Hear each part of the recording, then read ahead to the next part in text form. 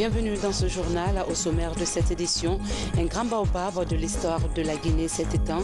Un dernier hommage a été rendu ce matin au Palais du Peuple à l'honorable Aboubacar Somparé pour immense service rendu à la nation. Lancement à Mamou des Jeux régionaux de Fouta Djallon, présidé par le Premier ministre. La compétition vise à relancer le sport et la culture à la base. Nous irons en Haute-Guinée où les groupements de femmes en activité dans plusieurs préfectures se lancent dans des activités de revenus telles que la production du beurre de karité. Mesdames et messieurs, bonsoir. Merci d'être avec nous dans ce journal. Le peuple de Guinée a rendu un vibrant hommage à l'honorable Aboubacar Somparé. L'homme fut un grand témoin de l'histoire de notre pays. Ce matin, au Palais du Peuple, la douleur et la consternation se faisaient lire à travers les textes d'hommage rédigés par ses amis, compagnons et familles. Abdoulaye Diallo.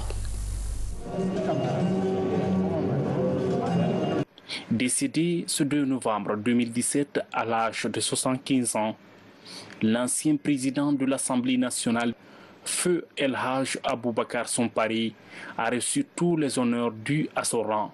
Ses amis d'école, ses compagnons politiques et ses collaborateurs de tous les temps parlent encore de l'homme. Honorable Aboubacar Somparé, les parlementaires et les travailleurs avec lesquels tu as servi se souviendront toujours de ta générosité et de ton attitude affable et agréable. En leur nom, j'adresse mes vives condoléances à la famille éplorée et au peuple de Guinée. Puisse ton exemple inspirer chacun de nous afin qu'on y trouve le meilleur de notre chère Guinée. Honorable Aboubacar Somparé, ton mérite et ta grandeur d'âme sont incontestables. Je parle ici au nom de son frère, de son compatriote de Kakandé, qui est né à Kamponi, sans Salé, quand lui il est né à Dakonta, Kolaboui. Au nom de son Excellence, Monsieur le Président de la République, le professeur Alpha Condé. Au nom aussi du gouvernement de la République, dirigé par M. Mamadi Youla, ces deux institutions sont affligées depuis que l'annonce du décès de El Hadj Aboubacar Somparé a été portée à la connaissance des uns et des autres. Le président de la République et El Hadj Aboubacar Somparé, c'est un dialogue permanent. C'est un dialogue qui a commencé il y a très longtemps à Paris, quand l'un finissait son parcours d'enseignant à l'université et quand l'autre entamait sa carrière d'ambassadeur à Paris. Ils ont toujours discuté avec une obsession commune pour la Guinée et son avenir. Malgré les apparences et malgré aussi la réalité de l'adversité politique, ils ont toujours su trouver entre eux deux des hommes qui permettent que la passerelle soit maintenue. Je m'en voudrais de ne pas évoquer ici une discussion fondamentale, celle de 2008, je crois, à Paris. Et c'est Diawara qui a dû assister à cette discussion, où les deux essayaient de voir comment la Guinée pouvait échapper aux affres d'un coup d'État militaire ou d'une violence politique de type civil. Ils ont discuté, et là ils sont parlés, selon ce qu'il m'a dit, ça a été confirmé par Diawara, par le président de la République, a dit j'ai un problème avec la vie, pour moi la politique c'est l'histoire. La politique c'est pas le pouvoir n'en est que le moyen, c'est l'histoire. Ce qui m'intéresse, c'est que ma loyauté ne soit pas perçue comme une fidélité bête, mais qu'elle soit perçue comme un engagement devant l'histoire. Rassembleur, patriote de premier rang, Aboubacar Somparé le fut, témoignent plusieurs personnes. Je voudrais retenir de l'homme un père de famille, un mari. Tous les jours, quand on se voyait, nos discussions commençaient par Astou et se terminaient par Astou. Je parle toujours de l'ami. Les autres ont parlé de ce qu'il était en tant que leader. Moi, je parle de l'ami. Ses engagements pour une Guinée unie n'ont jamais fait défaut dans sa démarche, ce qui lui a valu plusieurs distinctions nationales et internationales, parmi lesquelles commandeur de l'Ordre national du mérite français et espagnol et grande croix de l'Ordre national du mérite guinéen. Et je voudrais que cette jeunesse s'empare de l'exemple du frère Abou Samparé, pour 4 raisons. Abou Samparé est le modèle de l'intégrité. Il a toujours servi le pays, il ne s'est jamais servi du pays. À la différence de beaucoup de personnes qui, une fois arrivées à un poste donné, font tout pour monnayer ce poste contre des avantages matériels, Abou ne l'a jamais été. C'est le modèle du rassembleur. Abou l'a toujours été. Où qu'il ait été, dans quelques circonstances que ce soit posé, Abou a été toujours celui qui a étanché la soif vis-à-vis des injustes. Dans cette étape difficile, nous tenons à dire simplement merci à toutes les personnes présentes à cette cérémonie et à celles qui nous ont témoigné leur sympathie et qui n'ont pas pu être présentes aujourd'hui. Elhadj Aboubacar Somparé, papa, c'est en proie à une douloureuse émotion qu'au nom de tous mes frères et sœurs, je viens t'adresser un dernier adieu pour t'accompagner vers ta dernière demeure. Je voudrais ici même rendre hommage à la mémoire de cet homme qui fut un esprit brillant, un visionnaire, un homme de conviction, un leader, mais aussi un grand incompris pour ceux qui ont eu la chance de le côtoyer de près, aussi bien dans le travail que dans la vie.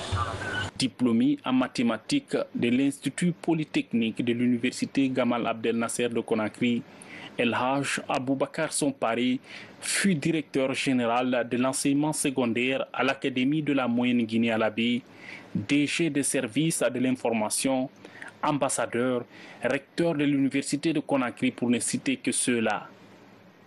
Père de 5 enfants, l'honorable Aboubacar Somparé quitte définitivement le palais du peuple pour se reposer désormais dans son village natal à Dakonta, dans la préfecture des Bouquets. Voilà l'ancien président de l'Assemblée nationale, l'honorable Aboubacar Somparé, a tiré sa révérence jeudi dernier à Conakry par suite de maladie. Ce dimanche, il a été inhumé dans son village natal à Dakonta, sous-préfecture de Kolaboui, préfecture de Bouquet. Le haut représentant du chef de l'État était à la tête d'une forte délégation pour l'accompagner à sa dernière demeure. Le Forum des citoyens des quartiers est un moment fédérateur de cette semaine nationale de la citoyenneté et de la paix. En sillonnant les 5 communes de la capitale avec les cadres de son département, le ministre de tutelle interpelle tout un chacun à adopter un comportement appréciable envers les collectivités et à mener des actions concrètes pour le bien commun. Makale Souma, Mounir Bari. L'initiative du département de l'unité nationale et de la citoyenneté est une initiative soutenue surtout à la base. Les populations, dans leur grande majorité, s'engagent désormais à renoncer à la violence et au repli identitaire. Des phénomènes qui empêchent l'épanouissement socio-économique dans un pays. D'où la nécessité de conjuguer les efforts. Chaque Guinéen respecte son pays, les institutions et les lois du pays, bien sûr. Il ne faudrait pas que nous, les Guinéens, nous arrivons à gâter ce qui est déjà fait. Les édifices publics, privés, mais il n'y a pas de les déranger, de les gâter. Ça fait un plus, mais si on les gâte, ce n'est pas bon. Donc, les gens qui vont descendre dans les différents quartiers vont pour sensibiliser la population. À force de sensibiliser, les gens vont comprendre. Et nous sommes prêts. Plus de 52% de la population guinéenne est composée de femmes. Donc on ne peut pas ne pas participer à cette semaine. Et le thème que nous avons choisi parallèlement, nous avons choisi le rôle de la femme dans la construction d'une nation. Et nous savons qu'aucune nation ne peut se construire sans les femmes. Aucune nation ne peut se développer sans les femmes. Ces forums, panels, immersions, campagnes de sensibilisation et caravanes s'inscrivent dans ce cadre. Khalifa Gassama Diaby fonde son espoir sur la jeunesse, les femmes, les sages et les religieux pour une Guinée une et indivisible. J'ai retenu que un bon citoyen doit être poli envers ses parents et envers la société, doit respecter les lois de la Guinée. Nous sommes ici fiers d'être Guinéens et nous devons l'être. Pour continuer à l'être, il faut que chacun d'entre nous pose des actes qui puissent consolider cette fierté. Alors à chacun d'entre nous ici, de se souvenir à chaque fois que nous voulons poser un acte ou que nous voulons prononcer un mot, de se souvenir si ces mots ou ces actes favorisent la consolidation de la nation ou sa division. Cette deuxième édition de la Semaine nationale de la citoyenneté et de la paix, tout comme la précédente, exhorte les Guinéens au respect mutuel, à l'acceptation de nos diversités, qui sont d'ailleurs une richesse inépuisable.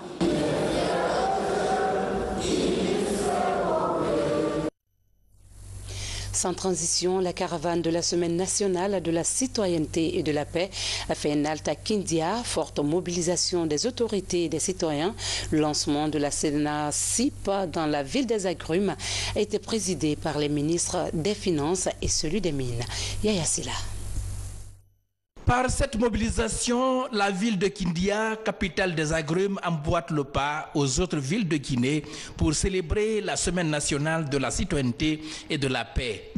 À la place publique de la préfecture, toutes les couches socio-professionnelles ont répondu à l'appel du comité d'organisation de la SENACIP à Kindia. J'ai été particulièrement touché par la qualité de la représentation des différentes couches de la population de Kindia, des autorités, Madame la gouverneure, et sa présence, mais aussi sa contribution, sa prestation. D'ailleurs, tout ce qu'on pouvait faire pendant la semaine, Madame a tout dit. Mais à Kindia, nous avons mis l'accent sur la participation des femmes dans ce processus, en tant qu'éducatrice, en tant que conseillère de nos maris. S'il y a des problèmes, nous avons notre part de responsabilité parce qu'on n'aura pas joué notre rôle d'éducatrice, on n'aura pas joué notre rôle de conseillère vis-à-vis de nos maris. Cette campagne de sensibilisation avait pour thème la place du citoyen dans la construction de la nation. Une occasion pour les officiels d'inviter les citoyens à plus de responsabilités. Nous avons simplement exhorté les étudiants à être plus engagés dans l'édification d'une nation forte pour la Guinée et que cela ne peut se faire que s'ils sont des citoyens actifs. Nous avons échangé avec eux, nous avons aussi bien sûr pris leurs observations et certaines questions qu'ils ont pu poser et nous sommes sûrs qu'avec ce type d'action initiée par le ministère en charge de l'unité nationale et de la citoyenneté, nous pouvons faire passer le bon message, pouvoir établir un dialogue qui pourra nous permettre à terme de renforcer notre nation. Il ne s'agit pas seulement d'aller à l'école, on sait très bien que la formation à l'intérieur de nos maisons, à l'intérieur, au sein de nos familles, c'est ça qui fait que justement demain on sera des citoyens modèles. Donc bien sûr dans ça le rôle des femmes est primordial. Les activités de la Semaine nationale de la citoyenneté et de la paix se poursuivent à travers les actes citoyens et les campagnes de sensibilisation sur le respect de la loi et les bonnes pratiques sociales. Parlons à présent de l'initiative qui suscite un engagement auprès des jeunes. C'est bien les conférences Influence 224, des conférences où l'analyse fait cependant apparaître le rôle que jouent ou doivent jouer les jeunes dans le développement de leur pays et de la citoyenneté. Ce constat plaide pour l'abandon de l'immigration à travers la citoyenneté. Reportage ici à Gaba, commentaire Tcherne Ousmane Diallo. Pendant cette période de promotion du civisme, des rencontres se multiplient pour la culture du bon voisinage et le développement du sens de l'éthique. À l'occasion de cette conférence débat, des jeunes s'adressent aux jeunes pour sensibiliser sur les bienfaits de vivre chez soi et l'abandon des routes incertaines. En étant inspiré par un jeune, par exemple, qui est resté en Guinée et qui a réussi à s'en sortir grâce à l'instruction, grâce à la persévérance, que ne serait-ce qu'un jeune se dise « Tiens, tel a pu le faire, moi aussi je pourrais le faire. Je vais travailler, je vais persévérer, je vais m'instruire si j'en ai la possibilité, mais je ne vais pas lâcher afin de pouvoir m'en sortir. » C'est une contribution, on va dire, de certains jeunes qui ont vécu des choses, qui ont une certaine expérience dans la vie professionnelle et dans d'autres choses, qu'on est amené à partager avec d'autres jeunes pour qu'ils comprennent sur ce qu'ils sont en train de faire. Si c'est bon, alléluia, qu'ils continuent à le faire, mais si c'est pas bon, qu'ils le changent. Cette rencontre devrait permettre à ces jeunes de partager des expériences sur la gestion des grands problèmes du continent, notamment l'immigration clandestine. Je veux attirer les jeunes pour leur dire aujourd'hui qu'il faudrait qu'on se remette individuellement en cause, chacun de nous physiquement, qu'on se pose les bonnes questions pour dire est-ce que d'une façon ou d'une autre on ne contribue pas à ces maux dans la société. J'ai beaucoup apprécié les deux interventions qui avaient deux styles différents. Par rapport à ce qui touche la corruption, je sais que j'ai en tant que citoyenne ma partition à jouer, une partition de sensibilisation, une partition qui me touche moi en tant que personne. Quels sont les actes que je pose, que ce soit avec la police, que ce soit au sein du lieu où je travaille, que ce soit en relation avec mes compatriotes et puisque je suis une jeune maman, quels sont les messages dès le jeune âge que je peux passer à mon fils pour qu'il soit un citoyen qui a de l'éthique. Les organisateurs réunis au sein du cabinet SACOM ne comptent pas se limiter là. Ils envisagent de mener le combat dans toutes les communes de Conakry, celui de rencontrer les jeunes de la capitale et de les sensibiliser sur la notion de la citoyenneté. Une manière d'influencer positivement leur comportement et d'amener ces jeunes à cultiver l'esprit civique partout dans le pays. Autre sujet d'actualité, la lutte contre l'apatridie. C'est à cela que les autorités du pays viennent de lancer officiellement le plan national de lutte contre l'apatridie en République de Guinée. La mise en place de ce mécanisme prend en compte les personnes sans papier. Algassimouba. Chaque citoyen du monde doit se munir de documents civiques lui permettant d'appartenir à une identité. En Guinée, le phénomène d'apatridie préoccupe le gouvernement et ses partenaires. Pour son éradication d'ici à 2024, les autorités mettent en place un plan d'action national. Il comprend 9 actions ayant chacune des buts et objectifs bien précis. La première phase va commencer par une étude de la problématique de l'apatridie en Guinée. Et ensuite, il y aura la sensibilisation, l'information et l'identification de ces cas en Guinée. C'est pourquoi il est important que nous ayons une donnée quantitative et qualitative en la matière. Ça va beaucoup nous aider vraiment à prendre des dispositions par rapport à l'éradication de ce fléau en Guinée. Ce projet est un modèle de réussite du plan d'action global mondial. Il prend en compte les spécificités de la Guinée, telles que les insuffisances des textes en vigueur, la méconnaissance générale du phénomène de l'apatridie, ses causes et conséquences. Aujourd'hui, nous sommes avec le 3e code civil qui est en chantier. Les certificats de notoriété, même au niveau des juridictions, on ne les donne plus. Les certificats de notoriété là, ont été remplacés par les jugements supplétifs. C'est-à-dire que quand un enfant naît, il y a un délai dans les agglomérations urbaines pour le déclarer et l'enregistrer. Il y a un autre délai au niveau des zones rurales. Passé ce délai, c'est les jugements supplétifs. Le code de procédure pénale tient compte du principe que la liberté est le principe, la détention est l'exception. La Guinée prend toute sa part dans cette lutte. C'est très important. C'est pourquoi le comité qui a été créé en Guinée et le point focal et le représentant d'HCR nous permet effectivement de montrer que la Guinée est en tout cas à l'avant-garde de cette lutte, d'autant plus que dans un passé récent, on a eu pas des compatriotes, on a eu des voisins, des frères voisins du Libéria ou du Sierra Leone, dont certains sont en Guinée. On sait bien qu'ils n'ont pas la nationalité de leur pays, ils ne sont pas guinéens non plus. Mais il a été dit par le magistrat Sow, qui est le point focal, qu'il y a des Guinéens également qui sont sans nationalité. Donc voyez-vous que ce phénomène est à tous les aspects de la question, il faut vraiment le prendre à col bas. À travers des activités pertinentes, la mise en œuvre de ce plan d'action contribuera à amener chaque citoyen à se munir de documents civiques. Lancement à Mamou des Jeux régionaux de la Moyenne-Guinée. L'initiative du ministère des Sports, de la Culture et du Patrimoine historique vise la consolidation de la paix, l'unité nationale et le rayonnement du sport à la base. C'est le Premier ministre, chef du gouvernement, qui a présidé la cérémonie officielle de lancement de ces Jeux. Compte rendu Mamadou Paté Baldé depuis la ville Carrefour. Initiée par le ministère des Sports, de la Culture et du Patrimoine historique, cette rencontre regroupe à Mamou des athlètes et des sportifs de toutes disciplines confondues venus des régions administratives de Lapi, Mamou et de Kindia. Le Premier ministre Mamadi Youla, à la tête d'une importante délégation gouvernementale, a présidé la cérémonie de lancement. Je voudrais profiter de cette heureuse occasion solennelle, ici, du haut de cette tribune, pour remercier le gouvernement et singulièrement le chef de l'État, le professeur Alpha Condé, président de la République, qui nous a offert des infrastructures lors du 56e anniversaire de notre indépendance nationale.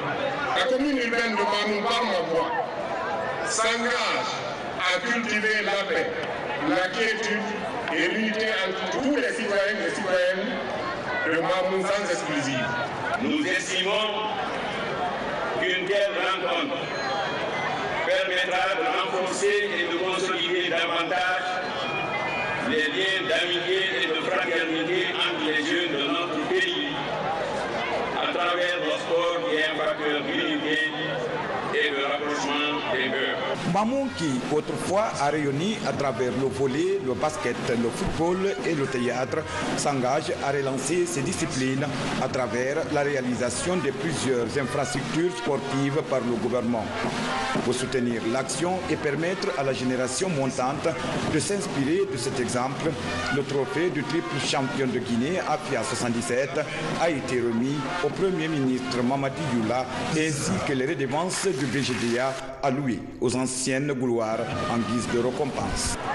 L'objectif des Jeux régionaux est non seulement la vulgarisation de la pratique sportive à la base, en vue de détecter et de promouvoir des talents, mais aussi la mobilisation des jeunes des préfectures en compétition autour du renforcement de l'unité nationale, de la cohésion sociale et de l'amour de la patrie.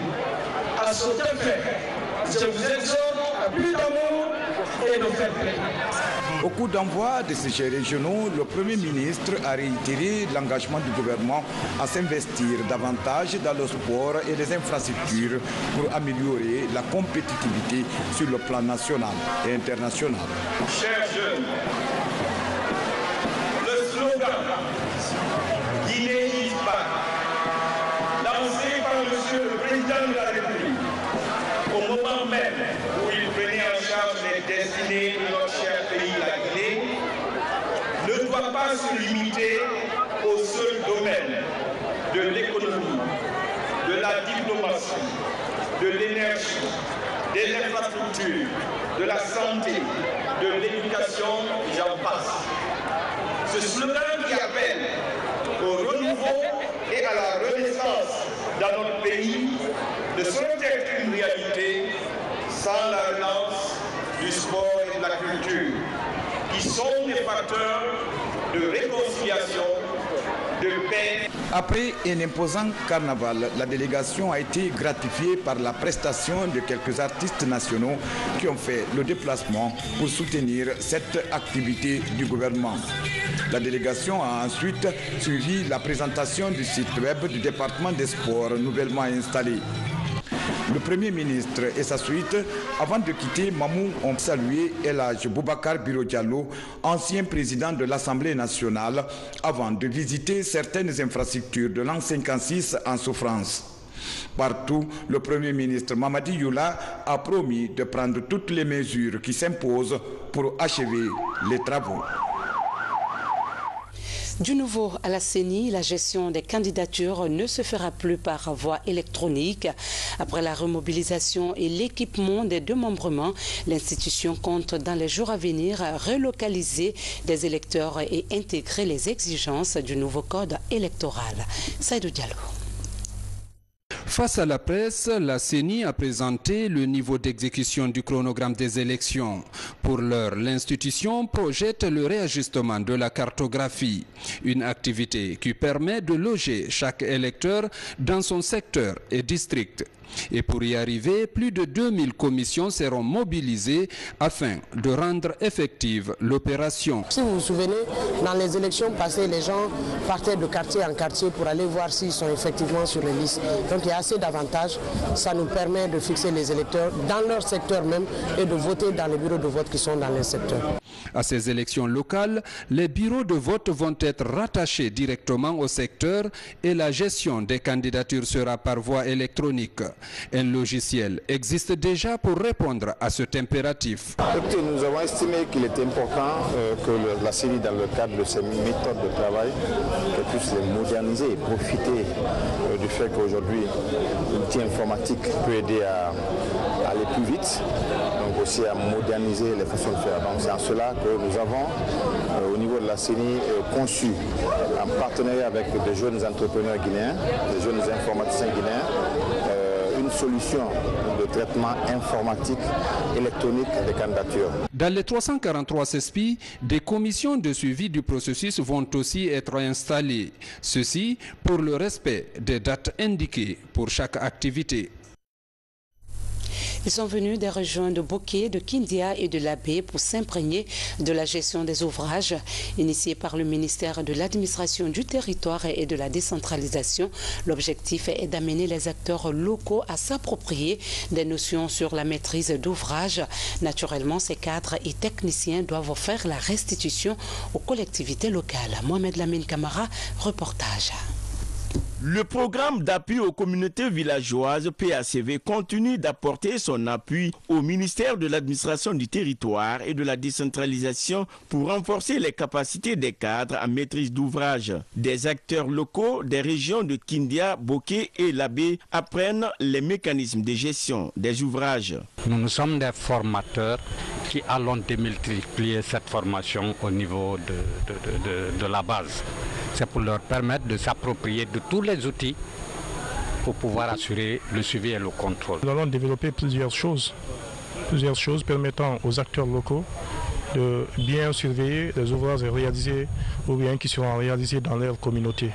Le département de l'administration du territoire et de la décentralisation planifie cette nouvelle approche pour mieux outiller les acteurs locaux en maîtrise d'ouvrage dans l'objectif de faire de ces cadres les acteurs clés pour le développement à la base. Au niveau des collectivités, les gens n'ont pas d'information. Il faut nécessairement inviter les formateurs pour une information équitable. Cette stratégie du gouvernement vise à pérenniser le mécanisme de suivi et de contrôle des projets dont bénéficient les collectivités locales. Le 3e forum de l'Agence du service civique d'action pour le développement vient de se tenir au camp Alpha Yaya Diallo, un moment de réflexion sur les filières de formation qui se présentent aux jeunes. Ça, Amara Tono. Pour la 3e fois, l'Agence du service civique d'action pour le développement, ASCAD, organise le forum des métiers. Il regroupe dirigeants de cette institution, partenaires techniques et financiers et chefs d'entreprise. L'ASCAD met à profit cette cérémonie pour présenter au public les filières de formation et les différents projets qu'elle développe. L'objectif est de redire encore, parce que l'on les a déjà dit, de redire à nos partenaires que l'ASCAD est vraiment fiable, que l'ASCAD aujourd'hui est en train de monter en puissance. C'est-à-dire que l'ASCAD aujourd'hui a de l'expérience qu'il est prêt à mettre à leur disposition pour vraiment résoudre le problème d'employabilité des jeunes en Guinée. Il nous suffit simplement que ces partenaires nous accompagnent pour que nous puissions vraiment arriver au bout de notre mission. La sécurité et la prévention, l'hôtellerie sont parmi les premières filières de formation de cette école à sa création en 2011. Cette année, de nouvelles filières sont présentées aux apprenants. Il s'agit de la maçonnerie, de la métallurgie, de l'électricité, de la plomberie, de la menuiserie d'aluminium et de la conduite des super poids lourds. Nous allons mettre en place un appui important pour apporter des camions écoles pour la SCAD qui va permettre de former des jeunes Guinéens à la conduite du poids lourd, à la conduite défensive, à la sécurité, pour leur permettre d'être à l'aise de travailler dans n'importe quelle entreprise minière, industrielle en République guinéenne. Aujourd'hui, les institutions, les partenaires techniques et financiers se bousculent à la porte de la SCAD pour apporter leur appui, leur expertise, que ce soit l'Union européenne, le PNUD, la Banque mondiale. Et c'est là peut-être la plus grande victoire que l'équipe dirigeante de la SCAD a obtenue. Je voudrais les féliciter pour ça. Ensuite, c'est quand même une victoire au profit de ces centaines de jeunes qui, depuis maintenant 5 ans, bénéficient de la formation de la SCAD, de l'accompagnement, et qui sont les premiers bénéficiaires de ce taux d'insertion qui est de près de 80%. Cette rencontre annuelle est aussi l'occasion de recevoir publiquement de nouveaux stagiaires. Ils ont été recrutés il y a 2 semaines. Au nombre de 280, ces jeunes constituent la 5e promotion de la SCAD. Pour la concrétisation du projet Booster les compétences emploi jeunes, la SCAD compte recruter 1000 jeunes les 3 prochaines années. L'Association guinéenne pour la transparence en formation sur les normes de l'ITIE. Le sens est d'outiller les organisations de la société civile à la gestion cohérente des normes afin que les normes financières issues de l'exploitation minière servent à la construction d'une société juste. Mohamed Sanko. Mieux gérer les mannes financières générées de l'exploitation minière. La réflexion est axée sur la divulgation des rapports ITIE de 2013, 2014 et 2015. La Guinée, en 2018, va produire son rapport ITIE de 2016. Et deuxièmement, la Guinée va remettre en jeu son statut de pays conforme à l'ITIE. À l'intérieur du comité de pilotage de l'ITIE Guinée, la société civile guinéenne a son mot à dire. Nous nous sommes donc retrouvés pour former, préparer les acteurs de la société civile sur cette importante échéance. Ces rapports donnent des résultats mitigés. Pour 2013, par exemple, ils représentent 28% du budget national et 23% en 2014. Les revenus de 2015, c'était avec 305 sociétés minières qui étaient inscrites dans le cadastre minier. Et nous avons pu tirer 45 entreprises minières qui avaient fait des paiements significatifs, c'est-à-dire des paiements égaux ou supérieurs à 700 millions de francs guinéens. Et maintenant, les 260 autres entreprises minières qui sont restées, qui n'avaient pas fait des paiements significatifs, leurs paiements ont été enregistrés de façon unilatérale au niveau des institutions publiques. Des recommandations pertinentes permettent à la société civile d'assurer le contrôle citoyen. Il s'agit notamment de la tenue d'une conférence nationale sur l'ITIE, la finalisation des textes d'application du code minier, la création du sous-comité ITIE à la base et la diffusion des contrats miniers sur le net. C'est bien de travailler dans la transparence minière, mais je pense que c'est mieux de connaître également les tenants et les aboutissants de ces outils comme l'ITIE, de connaître ces normes, parce que si on connaît ces normes, on est plus à l'aise de pouvoir travailler avec les États, mais également avec les communautés. L'Association guinéenne pour la transparence compte poursuivre la réflexion pour que l'objectif visé soit atteint, c'est-à-dire que les redevances minières soient exclusivement utilisées au service des communautés.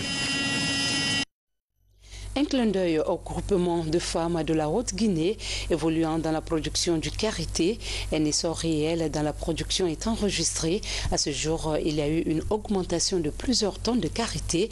Elle caresse le rêve d'un produit exportable sur le marché international tout en respectant les normes requises. Moussa Bangoura, Silati Kourouma. À 25 km de la préfecture de Kouroussa, voici le village de Kaboukaria. Dans ce district évoluent plusieurs groupements féminins pour la production, la transformation et la commercialisation des produits locaux. Parmi ces groupements, la Copracam, coopérative des producteurs d'arachides, de karité et de miel. Ces femmes qui évoluent dans la production du beurre de karité connaissent un succès considérable. ambara setulu minnade setulu mimbara de ambulu. Nous évoluons dans la production du beurre de karité. Notre groupement et d'autres coopératives avons pu regrouper plusieurs tonnes de karité. Nous en sommes fiers.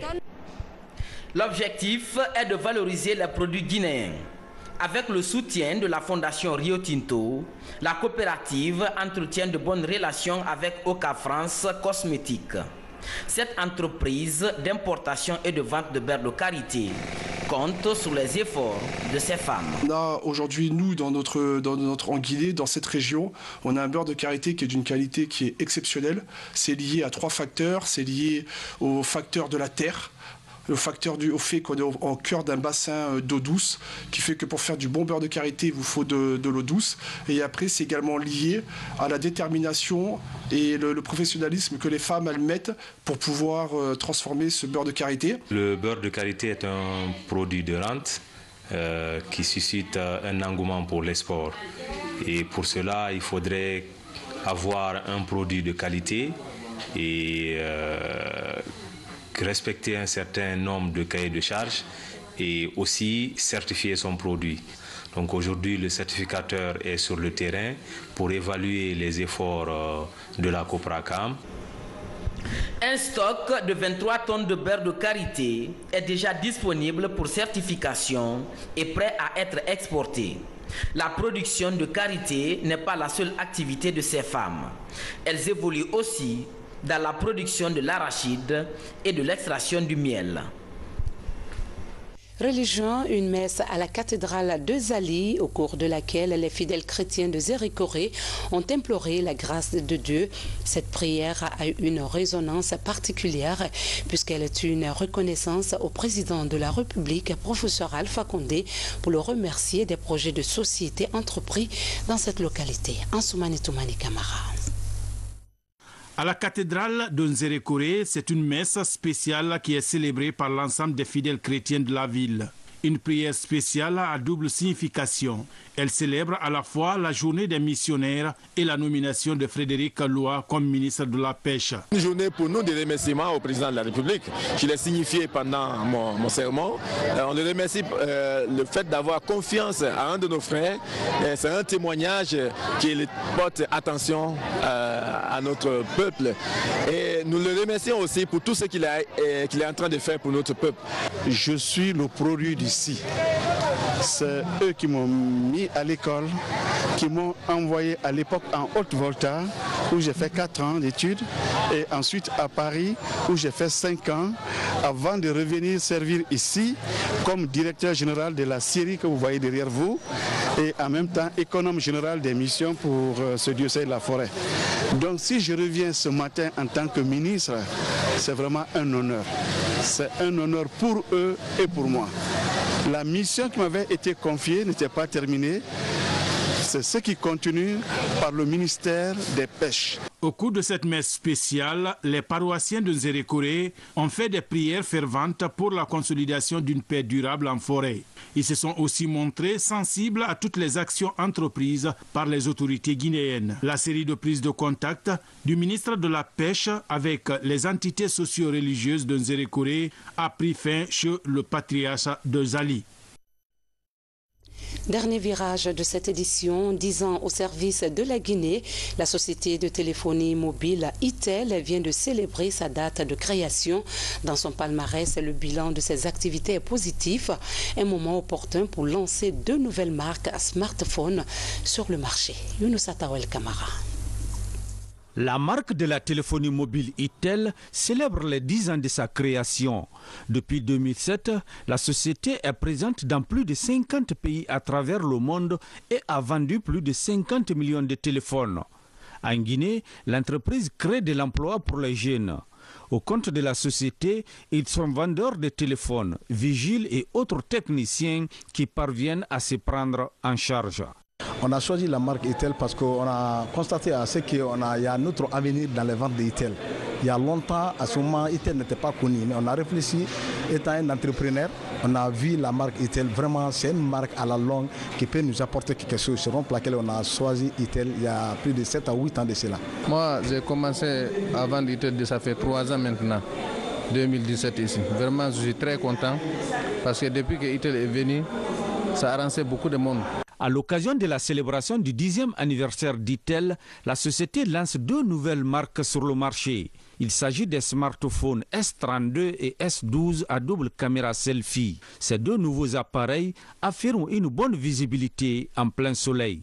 Aujourd'hui, nous avons voulu célébrer avec nos clients, avec nos fans, avec nos consommateurs, nos 10 années d'existence déjà et surtout le lancement du S12 et du S32. Ce sont des téléphones aujourd'hui, pour ceux qui ont déjà utilisé le S11 et le S12, ils savent qu'en termes de caméra, en termes de qualité de l'image, des qualités du son, des qualités du réseau, nous sommes meilleurs aujourd'hui. Mais l'innovation, c'est que les 2 produits que nous lançons aujourd'hui ont double caméra indépendance, qui ont les mêmes fonctions que nos yeux et surtout le capteur d'empreinte digitale. Aujourd'hui, Itel parvient à tenir la charge au niveau des téléphones 3 à 2 jours de charge, c'est déjà énorme. Et avec les téléphones au niveau de la garantie, 1 année de garantie, c'est beaucoup avec un service SAV très important quand vos téléphones sont en panne et automatiquement et rapidement il est dépanné. Avec ces 2 nouveaux produits sur le marché, la marque de la téléphonie mobile Itel compte satisfaire ses nombreux clients. Voilà, mesdames et messieurs, ainsi prend fin cette édition. Merci d'avoir été des nôtres. Excellente suite de programme et bon début de semaine à tous. À très vite.